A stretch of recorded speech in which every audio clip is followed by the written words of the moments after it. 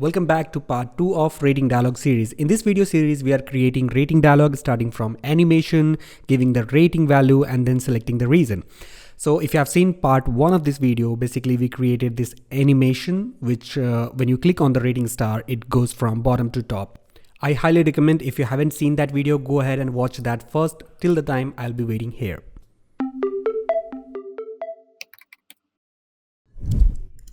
Now, as per the design reference, when you click on a star rating, basically you move from page 1 to page 2, and that you can achieve with the help of a page controller. You have already assigned page controller to the page view, and we just have to define the simple duration, like how much time it takes to animate and what curve of animation it should follow. You can follow along with all those different ease animation. So that's all we need to navigate from page 1 to page 2. Let's see that in action. When you click star rating, it moves to page 2 where we have nothing so far. So let's go ahead and see that entire animation, like the animation of star. It goes from bottom to top and it jumps to page 2. Now let's go ahead and design the page 2. Basically, it's a stack where you can see the reason selection, and there's an input field. If user selects he want to provide more input, so for that purpose I'm going to use a stack with a center alignment, just so that everything is center aligned properly. And now we know the situation that we have to switch between two widgets, and the best way to do that is with the help of visibility widget. Now how does visibility work is basically you define a child as like a normal widget, and you also define a replacement widget. So whenever the visible property is set to true, you're going to see the child widget, and whenever the visible property is set to false, you're going to see the replacement widget. So now let's keep it true so that we can see whatever child we have implemented. And basically inside a column, I'm going to put one text widget, and after that there will be whole reason selection area. And for reason selection, I'm going to generate multiple items. And of course, as I've done in the part 1, I'm going to generate multiple items with the help of list.generate. And it takes number of item you want. So I'm going to say 6 as of now. You can define that in a API call or like however your data is coming. So for each item, we are generating an inkwell, and inkwell wants on tap event. So there we will define what happens on click of that inkwell. And for the child property, I'm going to assign a chip widget. I think most of you have used the chip widget. For those who haven't used, let me know in the comment section that if you're seeing for the first time. And let me also tell you that chip widget gives its own decoration, so you don't have to specify the rounded radius, the background and stuff like that. You just provide what is going to be the label and what is going to be, like if you want any icon or suffix or prefix icon, something like that. Okay, so let me give it a run and see how does it look on the simulator. So the first issue that it's giving me yellow and black line, which means there's not enough space, and you can simply fix that with the help of wrap widget. Now the way it works is it will keep growing in the given direction by default horizontal, and as soon as it reaches the end, it will automatically break the child to the new line. Okay, so let's go ahead and give this column a minimum size so that we have like all the contents come in the center. And for also this wrap, let's introduce some spacing so that all the reasons are a little bit separated. Okay, and also we need to align them in a center, so you can specify alignment over here. Now with just simple modification in the properties, we have achieved the design which we are looking for. Now let's go ahead and define what happens when you click on each item. Now to track which item have been selected, we will create a variable which will hold the current index of selected item, and by default we'll keep the value -1, which means nothing is selected. And we will use the same variable to compare whether this is the current index. Like if it matches with the current index, then this item is selected and we will give the color red. Otherwise we will show the same gray color. Now we have to change this value each time we click on any chip. We just have to update the selected index to the current index. Alright, so let's go ahead and see that in action, what happens when we click on any item.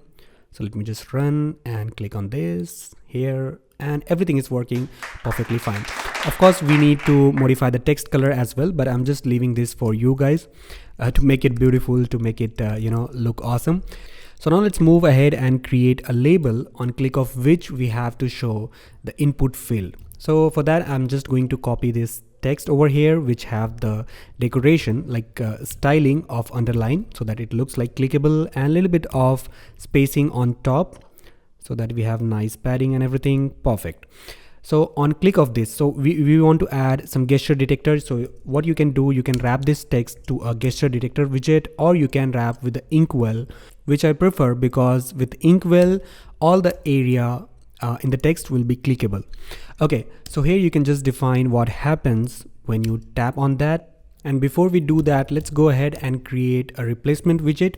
And basically this will be shown when the visible property is false. So I'm just going to paste all the simple widgets like a text title and the chip widget, what has been selected so far, and then a text field where user will be adding his or her input, right? And to switch between those two views, we will create one variable which will keep track either the detail view is active or the main view is active. It's a simple statement where it says if more detail is not active, then show the main child, otherwise show the replacement. Perfect. Now whenever we click on the text over here, we have to set that the detail view is active now. And let's see how it looks when we run. When I click on this label, we jump to the detail view. Perfect.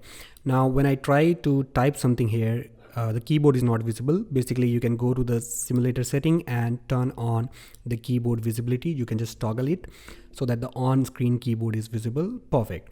Now you can give whatever feedback you want to provide. Perfect.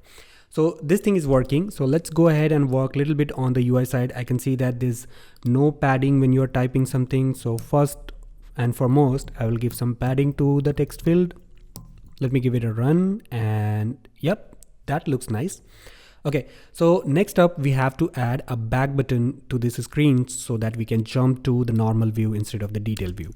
So I'm going to define the back button in the same place where we have this star, the skip button, and all the page view, everything. And it's gonna be a simple material button just like we created the skip button. So let me just go ahead and copy paste real quick, and this is what the back button looks like. And remember, this button is only to switch between detail view to the normal view. So first and foremost, when you click on this button, we will say that more detail view is false, and this button should only be visible when more detail is active. Make sense? Now let's go ahead and run this so that you will understand the better picture. When you are in normal view, you're not showing the back button. When you jump to the detail view, you're showing the back button. On click of that, you can jump to the normal. So this is like switching between two views.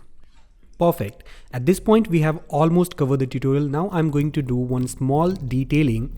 Whenever the detail view is active, automatically I'm gonna bring the keyboard in focus. So you can do that simply by adding a focus node to your text field. And whenever your detail view becomes active, which means you are clicking on this text, you just have to use the focus node and call the method request focus. That's all you need to do to bring the keyboard. For all the viewers who are still watching this video, I will request you to go ahead and give it a thumbs up and write down your feedback about this video in comment section below. Either it's good or bad, doesn't really matter, but your feedback is important. Okay, so we have almost done with the tutorial part. Now, one thing I have to do, like how to dismiss the keyboard or how to go back, how to dismiss this dialog. This is even simpler if you are working with a getX navigation or other navigation, but let's try to do that with a simple Flutter inbuilt thing. Okay, so I'm going to define one method which will say hide dialog, and inside that I'm going to use the navigator class of Flutter, which maintains all the navigation stuff. So you can just say navigator.canPop. So you have to determine whether there's any dialog, there's anything which can pop or not. And if it is there, then you just have to say navigator.pop. That's all you need to do. Now we will plug this method to two different buttons. One is the done button where you're going to call dismiss popup. And of course you can call some APIs if you want to submit this rating. And the second button is the skip button. On that you will just hide the loading and you're not going to call any APIs, hopefully. All right, so let's see our final product. I'm going to give 4-star rating. Okay, it animates, and then I'm going to select some reason, and then I decide, okay, let's give some feedback, and the keyboard appears. I give the feedback and I say done. Simple, right? I hope you people enjoyed this video. If you are interested in learning more about Flutter, watching some awesome content on the design, on creating API calls and stuff like that, so make sure to check out these videos, subscribe the channel if you haven't already, and leave the feedback in the comment section below. I will see you guys in the next one.